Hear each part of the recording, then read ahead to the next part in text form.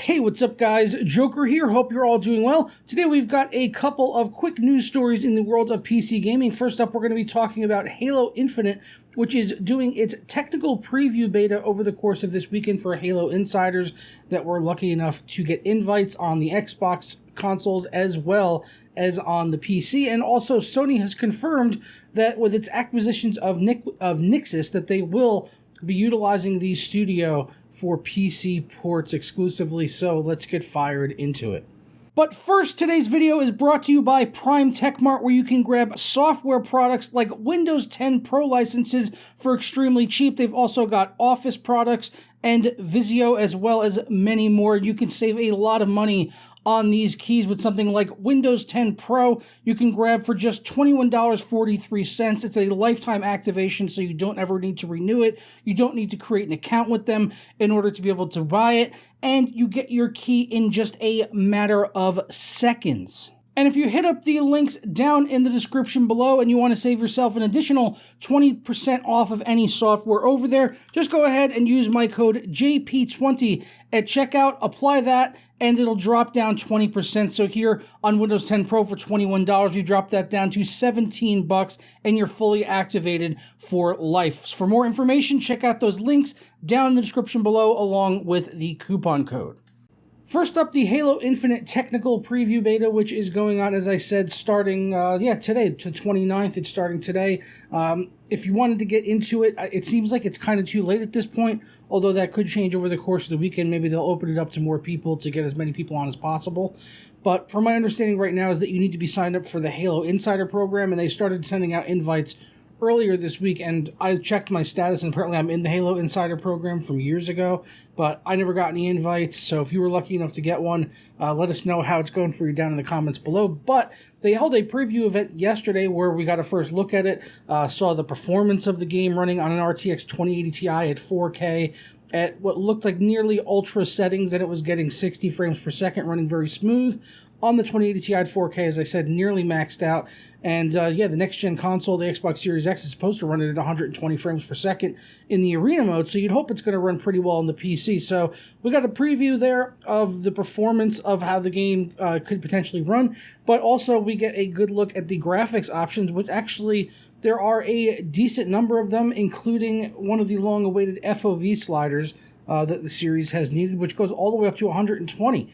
So let's start off there. As we can see, the FOV slider right at the top, it's set to 108 here, but it goes as high as 120, they said. They were playing on a 2080 Ti at 4K here, and did look like they had the frame rate capped at 60, probably, for recording and streaming purposes, probably better for the smooth, solid 60 rather than having it fluctuate, as it was minimum max 60, so should have been running pretty solid on that hardware. Graphically, the game is not that impressive, especially when it comes to the multiplayer. Some story-related stuff in single-player will probably look a little more impressive, but multiplayer not so much.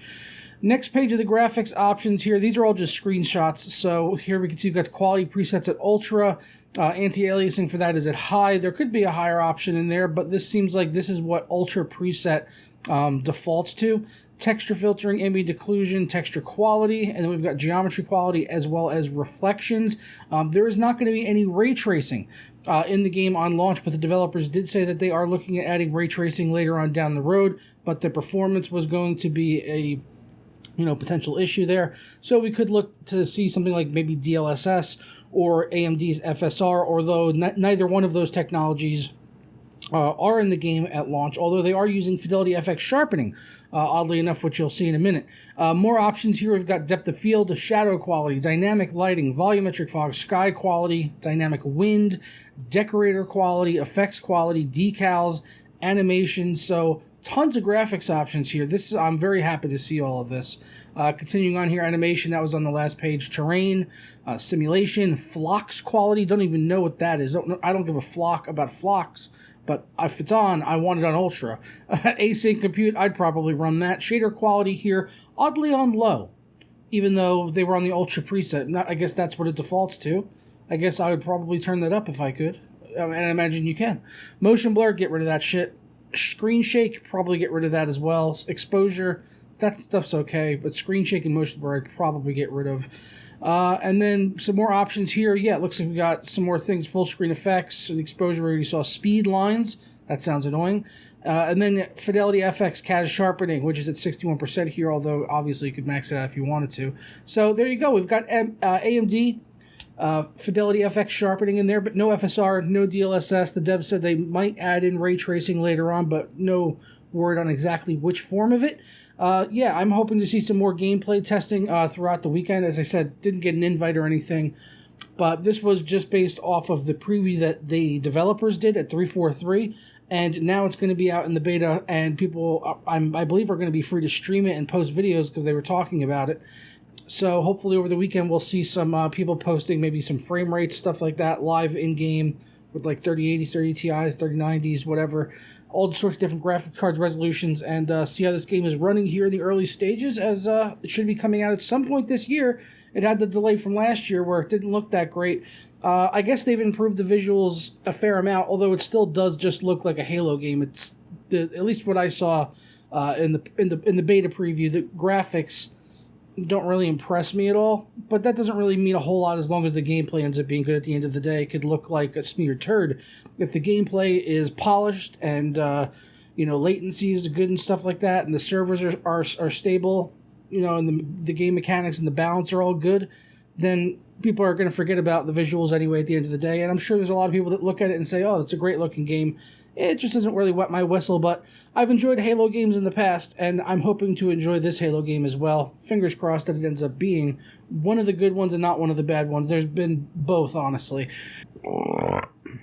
Next up, and last but certainly not least, Sony has confirmed that the Nixxes purchase will aid in future PC ports. This is something we pretty much all knew.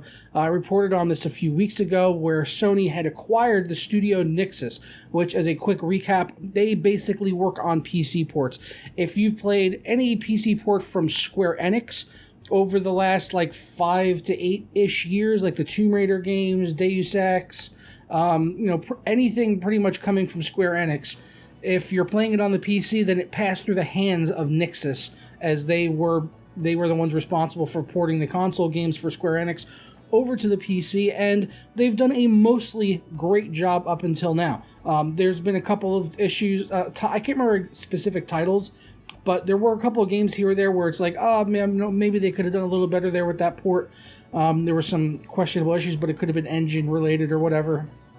But basically, the end of the result is we kind of knew that with Sony acquiring Nixxes and their pedigree of working on PC ports, that's what they'd be doing for Sony, as they've begun over the past couple of years to show interest in porting their games, their Sony exclusives, to the PC. So PlayStation CEO Jim Ryan said that we are also happy with our efforts to provide our IP to PCs, although it is still in its infancy, and we look forward to working with Nixxes to help with that. So, of course, basically confirming there that Nixxes will be working on future PC ports for PlayStation Studios. Which games they're going to be is anyone's best guess. Maybe we could see that. We know there's Uncharted 4 is coming to the PC. Maybe we could see the Nathan Drake collection, MLB The Show, Ratchet and Clank, God of War, Ghost of Tsushima, Returnal. Anything in between, the next Horizon Zero Dawn game, whatever that one's called. All these games could potentially come over to the PC, and with Nixxes available to Sony, it's only going to make it more likely now that they have basically a dedicated team. It's like, okay, work on this back catalog of exclusives and go, and here's all the resources you need. So that's exciting to see. We're going to get more exclusives on the PC. Another quote we had here was from PlayStation Studios boss Herman Hulst, who said they have a passion, referring to Nixxes, they have a passion for improving games and for delivering the best possible experience for gamers. Nixxes will be a strong asset for everyone across PlayStation Studios, helping our team focus on their most important goal, which is to create unique PlayStation content at the best possible quality. So freeing up resources within PlayStation Studios to work on their games, and Nixxes to work on the PC port, so everyone can do their best job to deliver a good quality product in the day. And that's why I enjoy Sony exclusives so much. They are usually very polished and very, very high quality games. And I look forward to seeing more of these exclusives coming over in the future, because more games coming to PC is just more games to play, and ultra graphics and 4K 120 hertz greatness, and there's never going to be enough of that. So more exclusives coming to the PC, yes please. I'm going to go ahead and get out of here though. Hope you guys have a fantastic day. If you enjoyed this video or learned anything, leave a thumbs up on it, subscribe if you're not already, and I'll catch you guys next time for another video.